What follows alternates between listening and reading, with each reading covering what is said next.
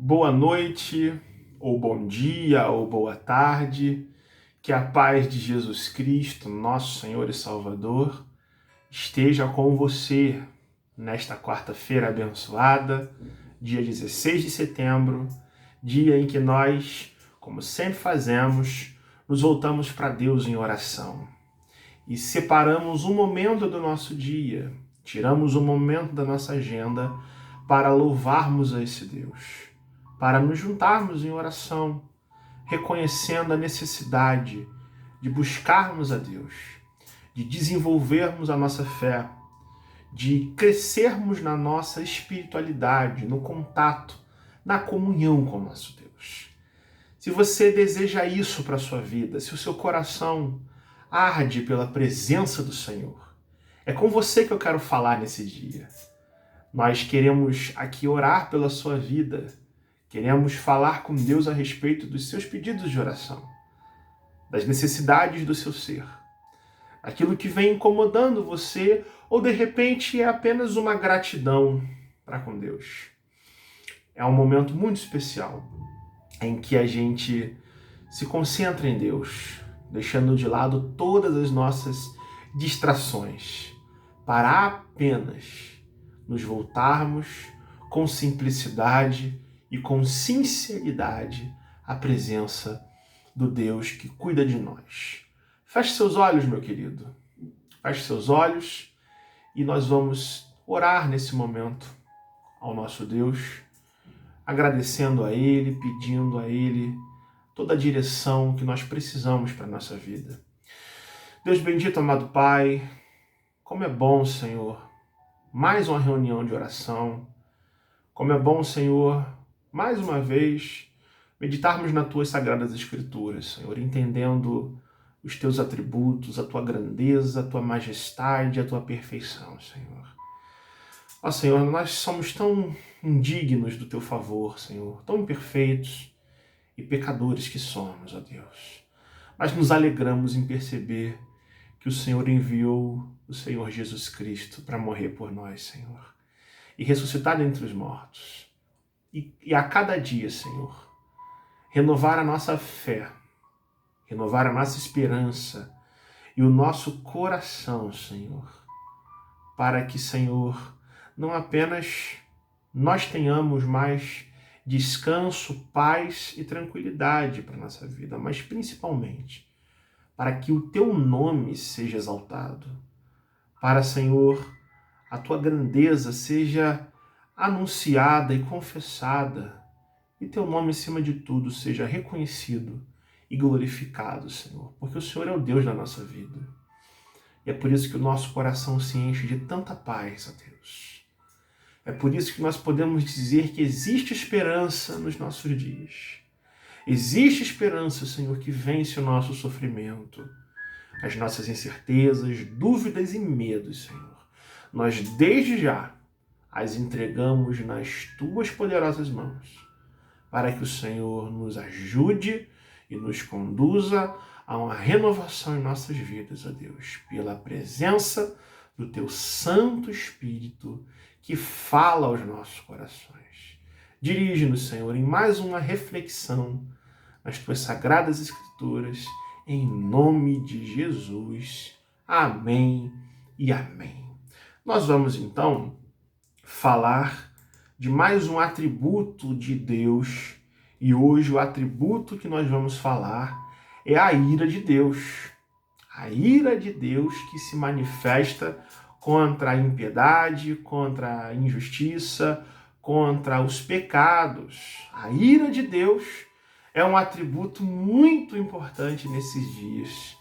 Nós entendermos, nós falamos da misericórdia de Deus e cremos que, conforme falamos na nossa última quarta-feira, quando discorríamos sobre a misericórdia de Deus, que todas as perfeições divinas, todas as qualidades ou atributos de Deus, como a gente gosta de classificar e se referir a essas qualidades perfeitas de Deus, existem, a gente tem que perceber o equilíbrio desses atributos.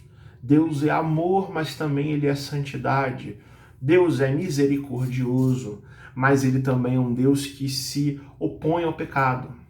Ele também manifesta sua ira.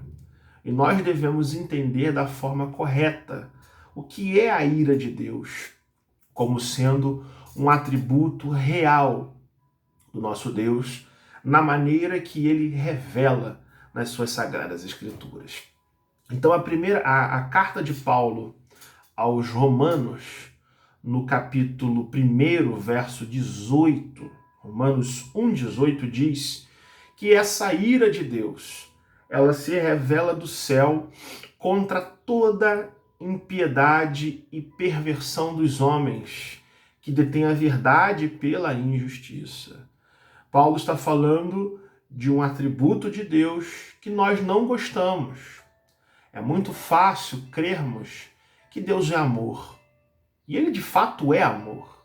É muito fácil crermos que Deus é bondoso, misericordioso e cheio de graça, e muita graça para nos alcançar. É muito fácil falarmos de um Deus onisciente, onipresente, onipotente, mas com certeza existe muita dificuldade para nós, e eu me incluo nessa fala, de entendermos o que é essa ira de Deus que o apóstolo Paulo fala com todas as letras em Romanos 1,18. E mais, ele diz que essa ira de Deus se revela do céu, da presença de Deus contra os pecados do homem, a impiedade, a perversão das coisas corretas de Deus. Homens que sufocam no seu coração a verdade de Deus, cometendo toda a sorte de injustiças. E nós precisamos entender essa dificuldade porque, na verdade, muitas vezes se fala disso, ou se pregando a respeito de um Deus que está sempre revoltado conosco, de um Deus que é legalista, fundamentalista, que cobra da gente exageradamente.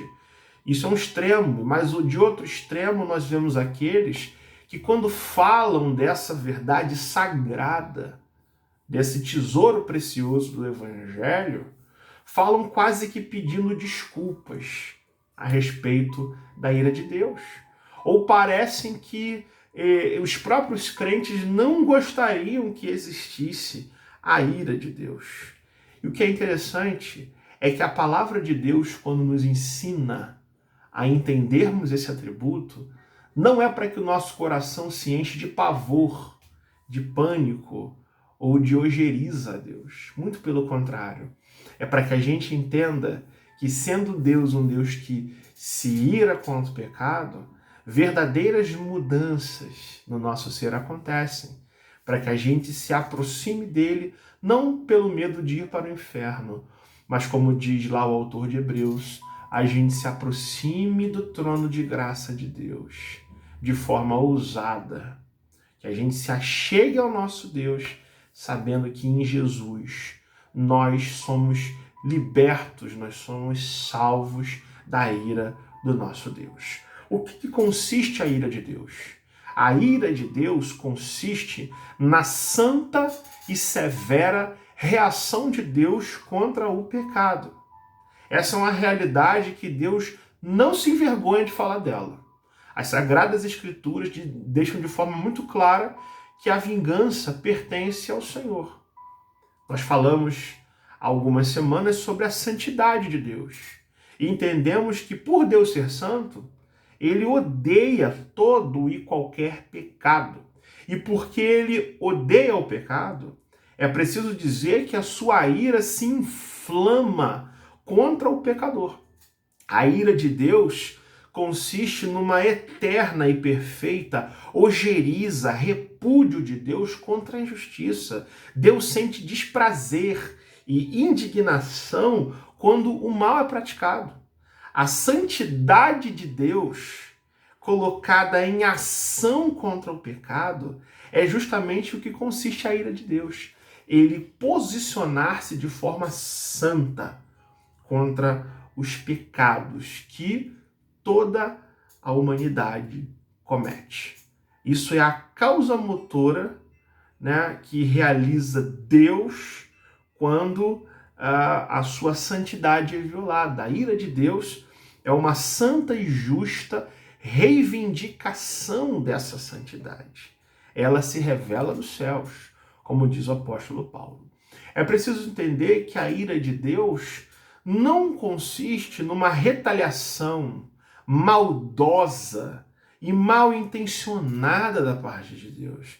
Deus não é um Deus sádico que tem prazer em punir por simples e mero sentimento revanchista, de dar o troco. Não.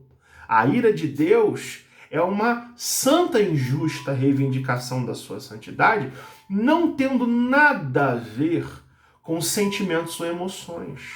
A ira de Deus não é um piti emocional de Deus contra o pecado, mas é uma reivindicação justa. É Deus dizendo, sede santos porque eu sou santo. Porque caso contrário, há consequências eternas de perdição, de condenação para aqueles que ouvem a minha voz, mas não a recebem no coração, tornando-se cada vez mais endurecidos, cada vez mais indiferentes à verdade de que Deus existe, que Ele precisa ser querido com amor no coração, com gratidão na vida, mas principalmente com temor e tremor, porque esse Deus é santo. Nós perdemos a capacidade de raciocinar esses conceitos.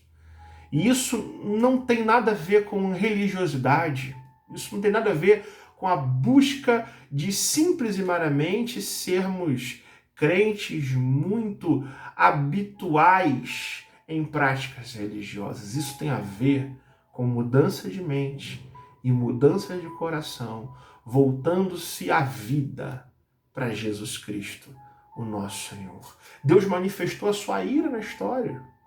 A história está aí para mostrar vários atos da ira de Deus.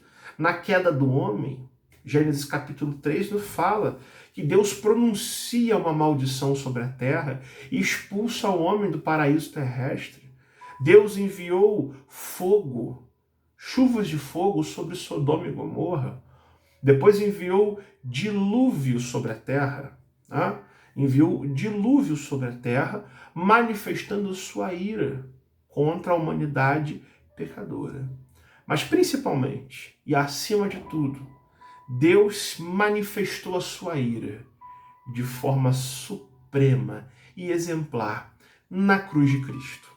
Quando o Filho de Deus veio ao mundo para revelar o caráter divino de Deus, essa ira foi demonstrada nos sofrimentos de Jesus Cristo, na morte de Cristo, da maneira mais terrível do que por todas as provas de Deus que ele antes manifestou na história, demonstrando a sua aversão pelo pecado. O dilúvio foi terrível, mas a cruz de Cristo foi muito pior. Sodoma e Gomorra sofreram a ira de Deus, mas aqueles que não têm a Cristo no seu coração sofrerão castigo muito pior, porque toda a ira de Deus voltada a reprimir, a dissuadir o pecado, a fazer com que o pecado seja de fato punido. Deus imputou isso ao seu Filho naquela cruz. E quando nós olhamos para isso, nós entendemos o verdadeiro significado da ira de Deus. E o nosso coração reage da seguinte forma a essa realidade de Deus. A gente entende que se a ira de Deus está revelada na palavra, ela existe, Deus manifesta a sua ira, nós devemos meditar isso com frequência e com lágrimas nos olhos anunciarmos a todos as terríveis consequências que aguardam aqueles que não dobram seus joelhos diante do Senhor com apego, com fidelidade, com verdade no coração, com amor a Deus acima de tudo. Primeiro, os nossos corações precisam ficar completamente impressionados com essa ojeriza que Deus tem pelo pecado.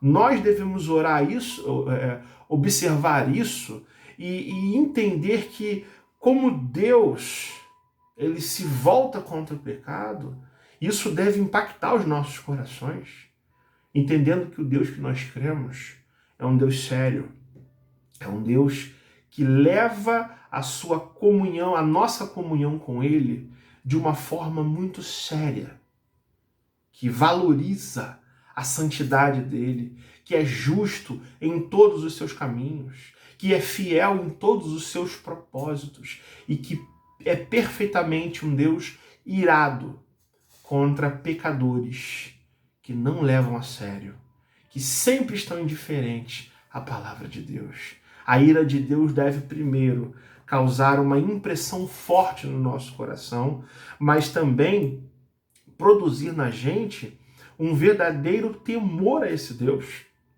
O autor de Hebreus, na sua epístola, vai dizer que nós precisamos levar a sério Deus na vida, porque o nosso Deus é um fogo consumidor. Deus é espírito, Deus é luz, Deus é amor. Tudo isso o Novo Testamento diz com muita clareza.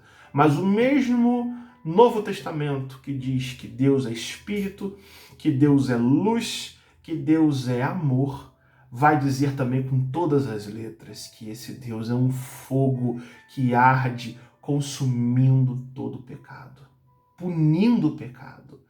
E na vida, a gente deve olhar isso com temor, para buscarmos a graça de Deus, que nos corrija nos nossos pecados contra esse Deus.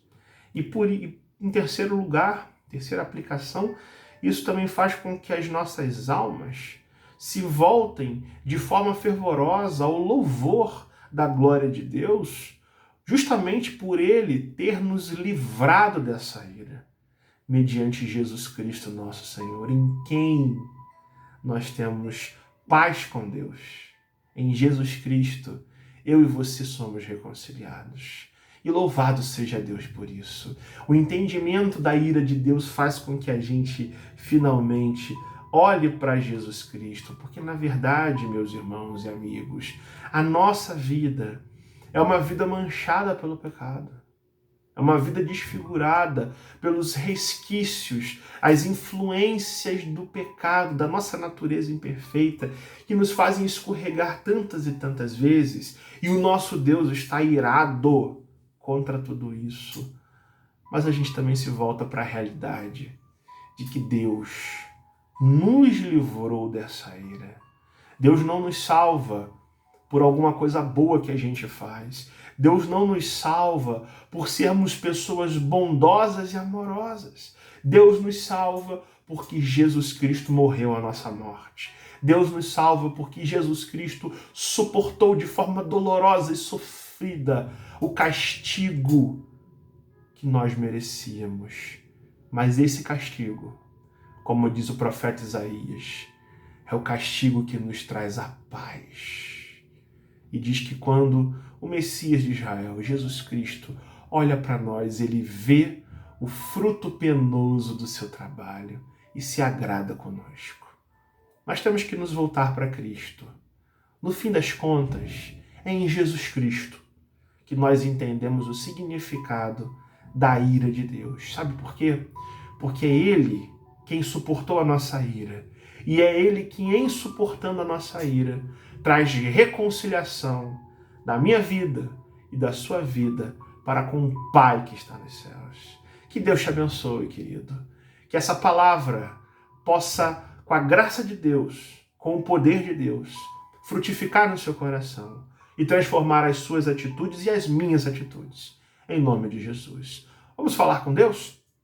Ó Senhor, maravilhosa é a tua palavra, Senhor, e benigna é a tua presença em nós, ó Deus. Nós entendemos com uma palavra simples, vinda do alto, que nós precisamos compreender a tua santidade, a tua justiça e a tua santa ira, Senhor, porque tu és um Deus sério, que leva muito a sério o seu caráter e a sua palavra, Senhor, e que exige de nós sede santos porque eu sou santo. Senhor, nós entendemos que não conseguimos fazer nada disso. Não conseguimos completar a tua lei, Senhor. a não ser que a nossa vida esteja em Cristo, porque é pela graça que nós somos salvos e é em meio a muitas misericórdias tuas que a nossa vida existe e se desenvolve, Senhor. E a nossa oração por nós e por todos os nossos irmãos, Senhor, é que tu derrames, Senhor, a tua paz nos nossos corações e que o Senhor derrame entendimento e graça para que, Senhor, a gente compreenda que em Jesus Cristo nós somos reconciliados contigo, apesar de quem nós somos, Senhor. E a gente encontre, de fato, descanso para a nossa alma. E a partir disso, Senhor, nós possamos levar a nossa vida muito mais a sério para contigo do que nós estamos vivendo hoje, Senhor, mas também sem perder aquele amor agradecido e sincero pelo fato de que o Senhor nos salvou da tua ira, Deus. Visita os corações, Senhor, neste dia. E, Senhor, com a tua graça e com a tua vontade, atenda os pedidos de oração, Senhor, que agora os nossos irmãos estão fazendo. O Senhor sabe os motivos de cada um, o Senhor sabe as necessidades e preocupações que cada um de nós temos, ó Deus. Mas, em nome de Jesus, queremos a Ti entregar todas as coisas para que a Tua vontade nos conduza na vida, em nome de Jesus e na força do Espírito Santo. Amém e amém. Meu querido irmão, minha querida irmã, meus amigos queridos do Face, do Instagram, do YouTube, que Deus te abençoe. Faça valer este vídeo compartilhando para os seus amigos, para que todos nós sejamos alcançados pela palavra de Deus. E ore ao Senhor. Peça a Ele para concretizar essas certezas no seu coração. E no mais, Deus te deu uma continuidade de semana abençoada. Fique na paz, que Deus esteja com você e que Deus a cada dia cuide de você e te abençoe.